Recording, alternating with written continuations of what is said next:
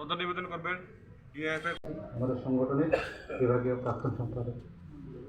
আজকের এই মহান দিবসে ভারতের গণতান্ত্রিক যুব ফেডারেশন, তারা ব্রাহ্মণ বক্ষ থেকে যারা জন্মগ্রহণ করেছেন তারা ক্ষত্রিয়,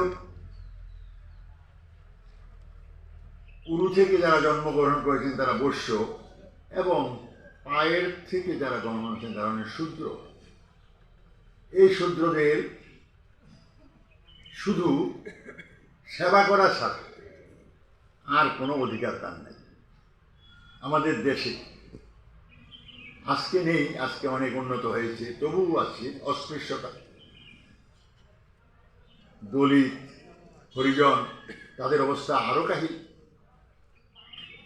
তো উনি তাই বলেছিলেন যে আমরা সবাই যেন বলতে পারি মুচি, মেথর, দলিত আমার ভাই।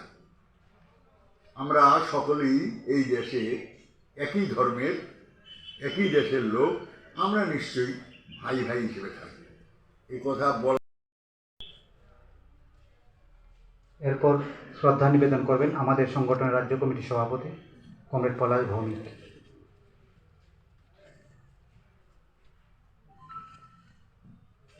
এরপর শ্রদ্ধা নিবেদন করবেন প্রাক্তন আমাদের বিভাগের সম্পাদক কমরেড মনোজ দাস।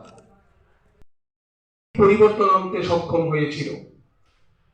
এখানে বিধায়ক নির্মল বিশ্বাস আলোচনাতে উল্লেখ করার চেষ্টা করেছেন যে আজকের সময়ে আমরা লক্ষ্য করি যে আমাদের এই সমাজ ব্যবস্থায় ধর্ম, জাতপাত নিয়ে আমাদের দেশের রাজনীতিকে কলুষিত করবার চেষ্টা করা হচ্ছে, যাকে আমরা বলতে পারি ধর্ম এবং রাজনীতির ককটেল বানানোর চেষ্টা করা হচ্ছে।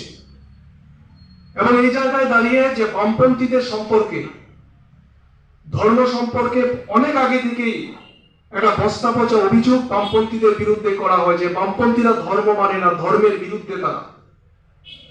কিন্তু এটা আমরা দৃঢ়ভাবে বলতে পারি যে বামপন্থীরা ধর্মের বিরুদ্ধে না, বামপন্থীরা ধর্মান্ধতার বিরুদ্ধে, সাম্প্রদায়িকতার বিরুদ্ধে, যেটা বিবেকানন্দ বারে বারে বলার চেষ্টা করেছেন তার বক্তব্যে। কারণ আমরা মনে করি যে ধর্ম হচ্ছে যার যার ব্যক্তিগত বিষয়। কেউ অন্য ধর্মের মানুষ দেশের মিডিয়াগুলো লাইভ টেলিকাস্ট করেন, প্রায় 800 কোটি টাকা খরচ করে পাহাড়ি বেশভূষাকে ভারতবর্ষের প্রধানমন্ত্রী যে ধর্মাচরণ করছে, এটা প্রকারান্তরে সাম্প্রদায়িকতাকে সুরসুরি দেওয়ার কৌশল মাত্র। বিবেকানন্দ এই ভারতবর্ষের বিরোধী ছিলেন। বিবেকানন্দ ছিলেন ধর্মান্ধতার বিরুদ্ধে, সাম্প্রদায়িকতার বিরুদ্ধে।